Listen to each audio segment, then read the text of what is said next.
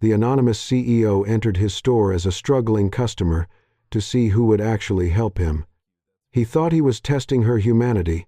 He did not realize she was testing his. The air inside the luxury watch boutique is cold, sterile, and smells of polished steel and expensive leather.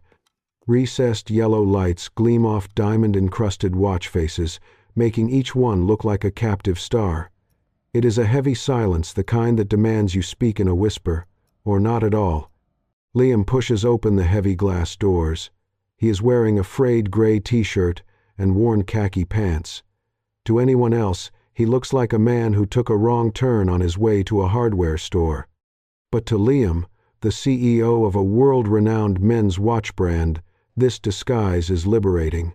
Exhausted by the suffocating masks of high society, he wants to see what happens when the mask is gone. Across the room, Chloe stands behind a velvet-lined counter. She scans Liam from his scuffed shoes to his unstyled hair. She does not offer a greeting. Instead, she lets out an audible scoff and returns to her smartphone. To her, Liam is just a smudge on her pristine afternoon. Then, there is Sienna. Meticulously polishing a vintage chronograph, she sees Liam and does not hesitate. She sets down her cloth and walks toward him with a steady, graceful pace. Her smile is not a practiced, plastic grin. It is warm. It is human. "Good afternoon, sir," Sienna says softly. "Welcome to our boutique. May I guide you through our latest collection?" Liam gestures vaguely toward a gold-rimmed timepiece worth $60,000. "That one looks interesting." "An excellent choice," Sienna replies, without a hint of judgment. Using white silk gloves, she unlocks the case. She explains the complex movement and the history of the craftsman with a level of detail usually reserved for royalty. For 15 minutes, she treats the man in the frayed t-shirt as if he is the most important person in the room. "I will take it," Liam says finally. They walk to the marble checkout counter. Chloe is still there, hovering like a cloud of arrogance. Liam reaches into his pockets. He pats his chest. He frowns, his movements becoming frantic. "I cannot believe this," Liam mutters, looking genuinely distressed. "I think I have lost my wallet. My cards are locked." The silence in the store snaps. Chloe lets out a sharp, jagged laugh. "I knew it." Chloe sneers, her voice dripping with contempt. "The act is over then. You should not come into a high-end store to play pretend just because you are bored. You are wasting our time." Sienna's brow furrows. She steps firmly between Liam and her colleague. "Chloe, that is enough. He is a guest." "A guest?" Chloe barks. "He is a fraud, Sienna. And you spent 20 minutes acting like his servant because you are both from the same gutter. You are poor, your family is nothing, and you think being nice to a loser will change that?" Sienna stands her ground. Her hands clench at her sides, but her voice is cold, steady, and loud enough for the room to hear. "It is true that my family is poor," Sienna says, each word hitting like a hammer. "It is true that my status is not high. But tell me, Chloe, if you are so noble and so rich, why are you standing here working the same shift as me? We are both employees. The only difference is that I am paid to serve our clients, and you seem to think you are paid to judge them. Your arrogance does not make you wealthy. It just makes you small." Chloe's face turns a violent shade of red. Her mouth opens, but no words come out. She recoils in visible humiliation. Sienna turns back to Liam, her expression softening instantly. "I am so sorry for that, sir," she says quietly. "Please, do not worry about the watch.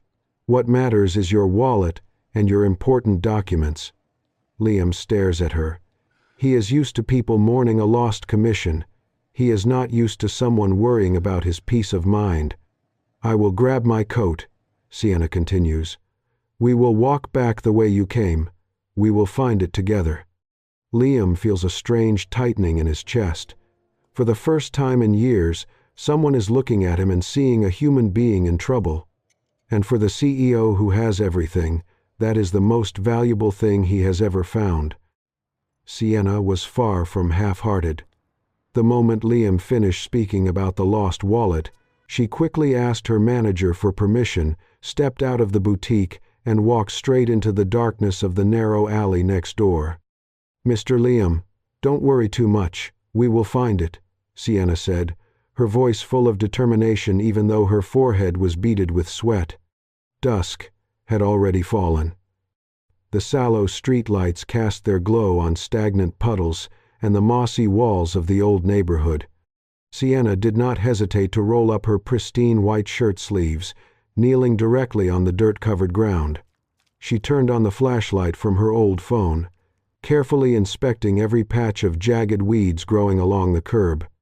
She even bent low, peering into the pitch-black storm drains, disregarding the fact that her clothes were getting smeared with mud. Liam slowly trailed behind, his heart heavy. He watched her small figure diligently searching for an item that was never even there. A strong sense of guilt welled up inside the young CEO. This was no longer a simple service quality test. He realized he was tormenting the sincerity of a good person with a selfish prank. "Sienna, maybe we should stop? It's probably really lost. No need to look anymore." Liam spoke up, his voice slightly choked. Sienna still did not stop. She wiped a streak of sweat from her forehead, leaving a small smudge of dirt on her cheek. "We can't do that. There are a lot of important documents in the wallet, right? Money can be earned back, but it's very difficult to replace documents. Wait for me a moment. I will check this corner thoroughly one more time." Liam could not bear it any longer. He pretended to walk toward the old car he had intentionally parked in a dark corner of the lot. He opened the door, rummaged around for a moment, and then held up the battered leather wallet. "It's right here. Sienna, I found it," Liam called out loudly. Sienna sprang up, her breathing heavy. She ran over, her eyes lighting up when she saw the wallet in his hand. Liam scratched his head, smiling awkwardly. It fell right under the driver's seat in the car. "I am truly sorry for making you waste your effort searching all this time." Sienna rested her hands on her knees, panting from exhaustion. She tilted her head to look at him, her face showing mock disappointment. "Oh my goodness, and here I was about to crawl into the sewer to find it for you." But then, the exhaustion quickly faded away. Sienna burst into a crisp laugh at the naive and somewhat foolish demeanor of the man in front of her. Her smile was so pure that it left Liam stunned for a moment. "To make up for it, may I buy you dinner?" Liam offered, this time as a genuine invitation. Sienna wiped a speck of dust off her shirt and smiled, declining politely. "Thank you, but I didn't really help much. I'm just glad you found your wallet. Drive safely, and don't drop it again." She waved goodbye and turned to walk back to the boutique. Liam stood silently in the deserted parking lot, his eyes following her small but resilient silhouette. He intently recalled the name tag that had been gleaming on her shirt earlier. Sienna Hayes. Liam smiled, an indescribable emotion creeping into his heart. Sienna was not the type to easily wait for a reward or a chance at a better life from someone else. She had clear boundaries and an admirable sense of self-respect. The young CEO realized that he was not only impressed by her sincerity, but was also beginning to deeply respect this humble girl. Liam's luxury villa, late night. The interior of the villa is so vast that even a footstep echoes with a sense of profound loneliness. Floor-to-ceiling glass walls reflect the sprawling, indifferent lights of the city below. Inside, a single designer lamp casts a pool of warm light over an expensive mahogany desk. Liam sits there, still wearing the frayed gray t-shirt from earlier. Surrounded by untouched wine and high-tech gadgets, he stares at a thin manila folder, the employee file of Sienna Hayes. The crisp, rhythmic rustle of paper. The steady, hypnotic ticking of a wall clock in the silence. Liam's eyes fixate on the small ID photo clipped to the corner. Sienna isn't beaming like she was in the boutique, but her gaze holds a striking, quiet ferocity. Sienna Hayes, 28 years old, Liam mutters. His voice sounds hollow in the empty room. He slides his finger down to the education section. She graduated at the top of her business administration class just 1 year ago. Her GPA was nearly perfect. He pauses, noticing the timeline. She started university at 24, 6 years later than most of her peers. He flips the page. His brow furrows. The family emergency contact section is a stark, white void. A small handwritten note at the bottom of her application catches his eye. Both parents deceased. No immediate living relatives. Liam leans back, the folder slipping from his hand onto the desk. A heavy, somber weight settles in his chest. He remembers her smile from this afternoon, the smile of someone who chose to treat the world with kindness, even though the world had likely turned its back on her many times. He looks around his opulent home. The marble floors and gold accents suddenly feel grotesque. A cold wave of shame washes over him. Who was he to use a deceptive game to test the humanity of a woman who had fought through hell just to stand on her own 2 feet? His curiosity dissolves, replaced by a profound, aching respect. Sienna doesn't need his pity. She is stronger, more resilient than any high-powered board member he has ever faced.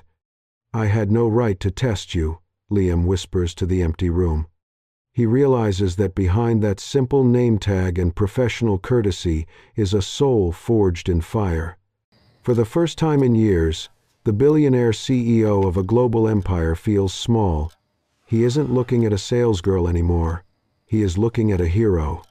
The afternoon sun slants through the boutique windows, turning dust motes into tiny flecks of gold. Sienna is on her knees, meticulously polishing the base of a glass display case. A pair of high-heeled shoes stops inches from her hand. "So, Sienna," Chloe's voice drips with sarcasm, "how was the grand reward? Did the beggar give you a nickel for your heroic search in the gutter?" Sarah, another salesgirl, giggles from behind the counter. "Maybe he gave her a thank you card made of cardboard. That is what people like that do, right?" Sienna does not look up. Her rag continues its rhythmic circles on the glass. The silence is her only weapon. She does not give them the satisfaction of a reaction. She just works. Hours later, the heavy glass doors lock behind her. Sienna exhales, the cool evening air a relief after the suffocating scent of expensive perfume. "Sienna!" She jumps slightly. Across the sidewalk, leaning against a modest, silver sedan, is Liam. He has traded his frayed shirt for a simple navy sweater. He looks normal, approachable. "How do you know my name?" she asks, eyes wide with surprise. Liam smiles, a slow, genuine curve of the lips. He points toward the lapel of her coat. "Your name tag is hard to miss. It is practically glowing." Sienna looks down, feeling heat in her cheeks. "Oh, right, I forgot to take it off." She lets out a small, self-deprecating laugh. Suddenly, she stands up straight. She clears her throat and adopts a mock-serious tone, extending her hand with professional grace. "Good evening, sir," she says, her eyes sparkling with mischief. "My name is Sienna. It is a pleasure to welcome you. How may I assist a distinguished gentleman today?" Liam chuckles, the sound deep and warm. The tension of the boutique feels miles away. Here, on the bustling sidewalk, they are just 2 people. "Actually," Liam says, falling into the joke, "I am in the market for a timepiece, but I am afraid your usual shop is out of my bracket. I need something reliable, for a very special friend." "A special friend, you say?" Sienna tilts her head. "Follow me. I know a place 3 blocks down. Good quality, honest prices." They walk together. The city hums around them. Liam moves with a strange, quiet confidence that Sienna cannot quite place, but it makes her feel safe. Inside the smaller shop, the atmosphere is loud and bright. No velvet, no hushed whispers, just rows of sturdy watches. Liam picks up a classic stainless steel model. It is a man's style, but the band is tiny. Sienna bites her lip to keep from laughing. Liam, does your friend have the wrists of a 10-year-old boy? Liam looks at the watch, then at her. His expression softens into something vulnerable. Actually, he is 12. It is a birthday gift. Sienna's teasing grin vanishes. She looks at the watch again, then back at Liam. Her heart does a strange, gentle flip. He isn't buying this for himself or some high society peer. He is buying a gift for a child. 12, she repeats softly. That is a big year. He will need something that can handle an adventure. She spends the next 20 minutes helping him compare models, her expertise now fueled by a quiet warmth. As they step back out onto the street, Liam turns to her. Sienna, thank you. I would have been lost in there. He pauses, reaching for his phone. Could I get your number? Just in case I have questions about the maintenance. I want to make sure it lasts for him. Sienna looks at him. She sees the sincerity. He isn't a shark. He is just a man trying to do something kind. Maintenance questions, huh? She asks, a smile playing on her lips. Sure, Liam, for the sake of the watch. She takes his phone and types in her number. As she hands it back, their fingers brush. A small spark, unnoticed by the city, but felt by both. The contrast is stark. Liam sits in his penthouse office, a vast glass command center overlooking the city's glowing veins. The air is filtered, silent, and smelling of cold ozone. 10 miles away, Sienna sits at a small, chipped wooden table in her cramped studio apartment. The hum of an old refrigerator is her only company. She is eating a simple bowl of noodles, her shoulders slumped from a 10-hour shift. A notification pings on her phone. It is Liam. Liam, is work exhausting today? I keep thinking about what those women said to you. Are they still giving you a hard time because of me? Sienna stares at the screen. She remembers Chloe's stinging comments and the extra cleaning tasks piled on her desk today. She winces, then types back with a tired smile. Sienna. It is fine, Liam. People will be people. I do not care about them. As long as I do my job well, I can sleep peacefully. Don't worry about it. In his office, Liam's grip tightens on his phone. Her resilience is beautiful, but the injustice of it tastes like ash in his mouth. He puts the phone down and turns to a wall-sized monitor. Access branch 402. Archive footage. Today, he commands. The screen flickers to life. High-definition security footage of the boutique fills the room. Liam watches in grim silence. There is Chloe, leaning against a velvet pillar, her eyes glued to her smartphone while a middle-aged couple wanders aimlessly through the gallery. There is Sarah, gossiping near the registers, laughing as she ignores a ringing phone. And then, there is Sienna. She is everywhere. She is carrying heavy shipment boxes. She is polishing the glass Chloe just leaned on. She is greeting every customer with the same genuine warmth she gave him, even as Chloe tosses a pile of disorganized paperwork onto her station. Liam's jaw sets. He watches Chloe point a finger at Sienna, her mouth moving in what looks like a sharp, condescending command.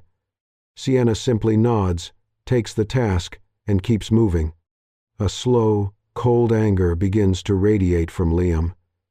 It isn't the loud, explosive kind. It is the calculated rage of a predator who has seen enough. He leans forward, his eyes fixed on Chloe's mocking face on the screen. He hits a key on his keyboard, saving the footage to a private server.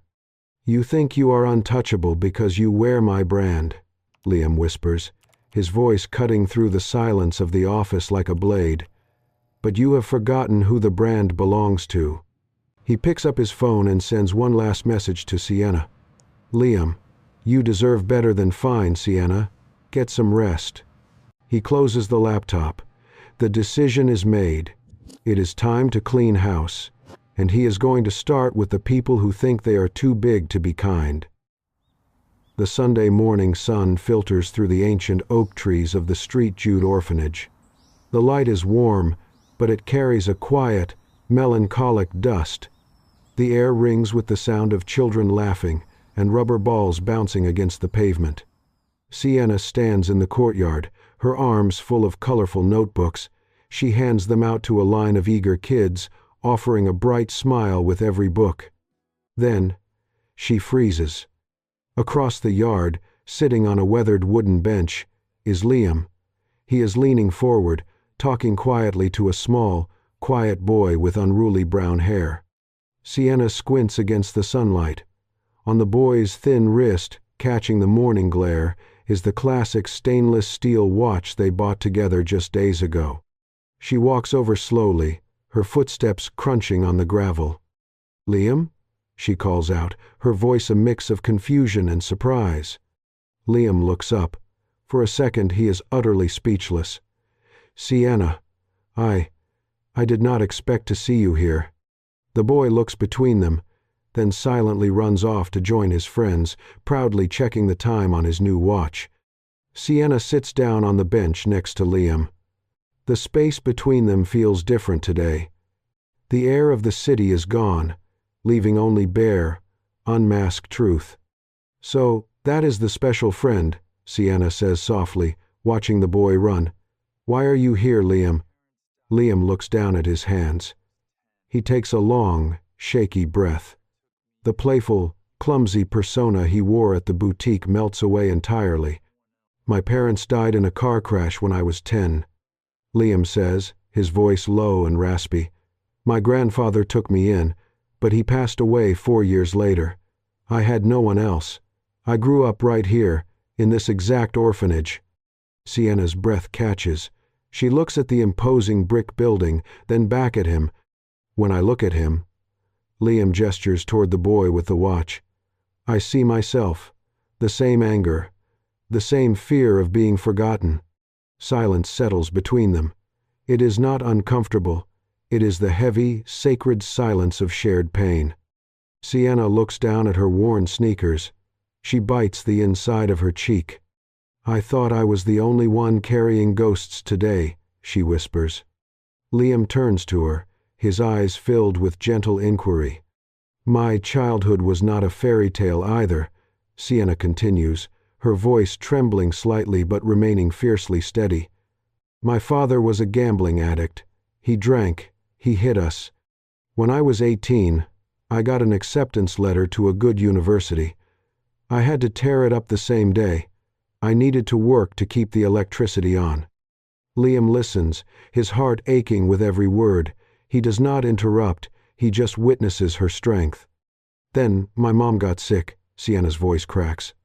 "She died when I was 22. At 22, it was just me against the world." She looks up at the sky, blinking hard. "I cried until I could not breathe, Liam. I screamed at the walls. But crying does not pay hospital bills. It does not buy food." She takes a deep, shuddering breath, forcing the air back into her lungs. "So, I stopped crying. I worked 3 jobs. And at 24, I finally started college." Liam looks at her. His eyes are raw with admiration and sorrow. He reaches out, but stops his hand mid-air, afraid to break her fragility. A single tear escapes Sienna's eye. It rolls slowly down her pale cheek, catching the sunlight. Before it can reach her chin, she fiercely wipes it away with the back of her hand. She turns to Liam, playfully slapping his shoulder. "Anyway, that is all in the past," Sienna says, forcing a bright, defiant smile to chase away the gloom. "We have to keep moving forward, right? Good things are waiting for us. I know it." She stands up quickly, dusting off her jeans. "I promised to show the girls how to fold paper cranes," she says, her energy returning. "I will see you later, Liam." She runs off toward a group of girls under the oak tree, her laughter mingling with theirs. Liam remains on the bench. He watches her back, his chest tight with an emotion so powerful it steals his breath. He realizes, with absolute clarity, that he is completely in love with her. not because she is kind to a poor man, but because she is a warrior who refused to let the world turn her cold. He clenches his jaw. The billionaire CEO makes a silent promise. He cannot lie to her anymore, not for another day. The luxury watch boutique is at its absolute peak hour. The air is thick with the scent of expensive bergamot. The soft, rhythmic clink of metal against glass echoes through the room. Wealthy patrons drift through the aisles like ghosts in designer silk. Then, the heavy glass doors swing open. The sheer force commands the entire room to go silent. Liam enters. But this is not the man in the frayed t-shirt. This is not the clumsy guy from the orphanage. He is draped in a charcoal gray, bespoke three-piece suit. It fits him like a second skin. His hair is perfectly styled. His jawline looks like it was carved from granite. He strides with the absolute authority of a man who owns every molecule of air in the building. Chloe sees him first. She rushes forward, her calculated smile firmly in place. Then, her eyes widen as the facial features click into place. "You?" Chloe gasps, her voice dripping with venom. "What are you doing back here? I thought I made it clear that we do not tolerate beggars playing dress-up." Liam does not even slow down. He raises one hand. It is a cold, dismissive gesture that silences her instantly. He pushes past her, his polished leather shoes clicking rhythmically against the marble floor. He stops directly in front of Sienna. Sienna is in the middle of polishing a diamond-set chronograph. She looks up. Her breath hitches. The soft microfiber cloth slips from her fingers, falling to the floor with a silent thud. "Liam?" she whispers, her voice trembling. "What? Why are you dressed like this? You look—" Liam offers her a confident smile, the smile of a savior. He turns his back to her, facing the entire staff and the stunned customers. His voice rings out like a thunderclap. "Attention, everyone," Liam commands. The room falls into a vacuum-like silence. "I have kept a secret for far too long. I am Liam Sterling. I am the CEO and owner of this entire conglomerate." Gasps ripple through the crowd. Chloe's face drains of all color, turning a sickly ash gray. She looks as if the floor has suddenly opened up beneath her feet. Liam turns his gaze toward Chloe. His eyes are as sharp as razor blades. "I came to this branch as a simple man to see the true soul of my company," Liam says, his voice ice cold. "And what did I find? I found a salesperson who believes that a bank account determines a person's worth. You only welcome the wealthy? Do the poor not deserve basic respect? You have broken the very rules this company was built on." He pulls a heavy manila folder from his jacket and slams it onto the marble counter. "This is the security footage from the past month. Chloe, you are fired, effective immediately. Pack your things and leave." Chloe bursts into loud, ragged sobs, scrambling to gather her handbag. The other staff members stand frozen in pure shock. Liam turns to the store manager. "Sienna Hayes is to be promoted to senior consultant immediately. Her salary is tripled." He turns back to Sienna. He is beaming. He is waiting for her to run to him. He is waiting for the tears of joy, the look of absolute admiration.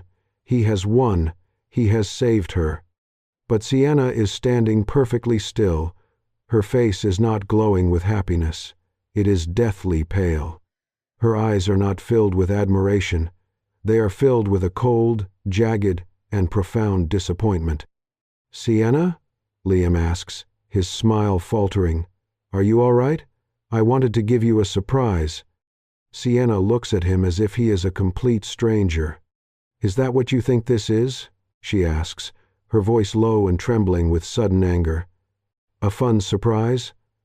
A test to see if I was worthy of your charity?" "No, Sienna. I wanted to protect you." "You lied to me," she says, her words sharp as broken glass. She takes a step back, shaking her head. "I don't need a savior, Liam."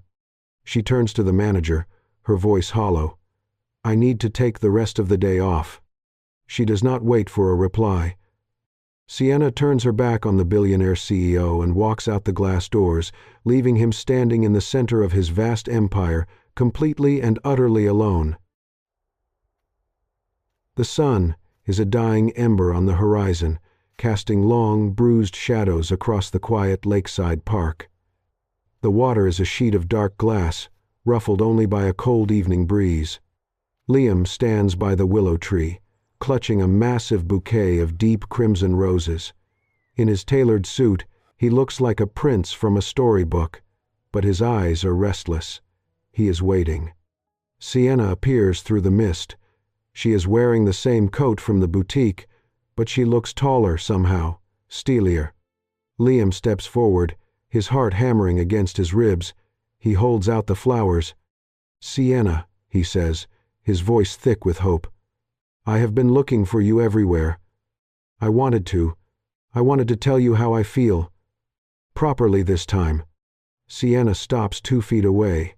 She looks at the roses, then up at his face. She does not reach for them. "Do you think this fixes it?" she asks. Her voice is a low, steady blade.